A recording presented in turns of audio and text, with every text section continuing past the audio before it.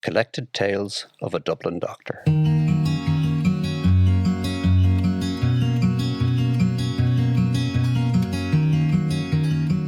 This podcast is a series of tales written by my father, Patrick Behan, and rediscovered in a file at the back of a press 30 years after his passing.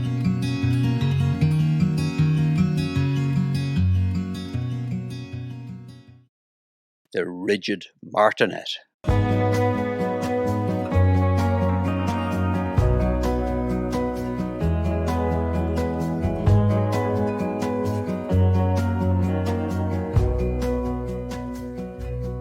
It's usual to say that the Richmond Hospital in Dublin was founded in 1772. In fact, that date signified the establishment of the Houses of Industry, set up to control what was described as the nuisance of beggary beyond the experience of other great cities. The Houses of Industry Act specified that it contain vagabonds or sturdy beggars and idle strolling women. It had a poor reputation. Armed beadles patrolled the city in carts and forced the wretched beggars into the institution. This was attended by much violence, with several deaths. In 1799 and 1800, an epidemic of typhus and dysentery swept Ireland. To fight this, the Hardwicke, one of the constituents of the Richmond, was built. In 1809, an erstwhile nunnery was converted to a surgical hospital and known subsequently as the Old Richmond. It was in the operating theatre of that hospital that Joseph, later Lord Lister, the founder of antiseptic surgery, gave his only demonstration in Ireland of that technique.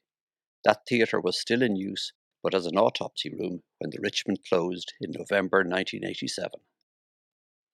In March 1939, the St. Lawrence O'Toole Hospital Bill was circulated. Since the initials SLOT resulted in the acronym SLOT, they were considered inappropriate, so the name was shortened in 1943 to the St. Lawrence Hospital. And in 1943, the St. Lawrence Hospital Act was passed, with the object of building a new hospital to replace the Richmond. The name St. Lawrence has never caught on. To the people of Dublin, it remained the Richmond until it closed in late 1987. The 50s saw the change from the old-style management of hospitals to the new. Professional administrators at that time had very little authority. The senior consultant staff thought they were in charge. The real power vested in the senior nursing hierarchy. The senior ward sisters were tough, dedicated women. They worked long hours with no pension rights, no trade union, their world encompassed by the ward and the nurses' home.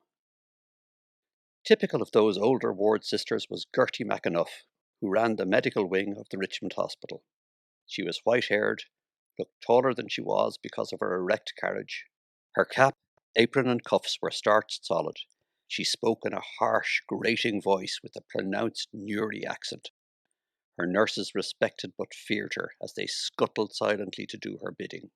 She expected very high standards from her nurses.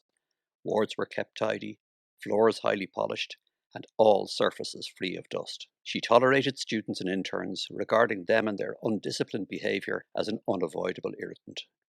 We held her in dread, but as we knew of her influence with the senior medical staff, we tried to keep on the good side of her. All patients held her in awe. They lay in their beds without a wrinkle in their bedspread, or sat in dressing gowns beside their beds. There was none of the casual roaming around corridors that one sees in hospitals today. All regarded her as a rigid martinet.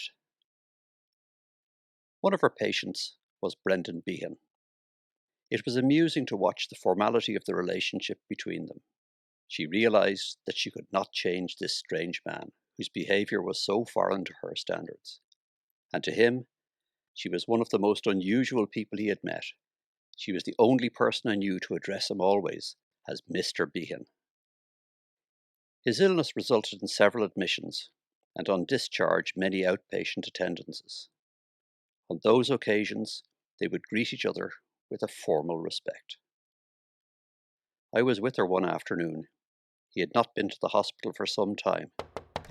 A young nurse tapped on the door and said, "Sister, I thought you would like to know. We have just heard that Mr. Behan has died." She stood up, and with tears in her eyes, she whispered, Poor Brendan, he's at peace at last. Rigid martinet, what fools we were.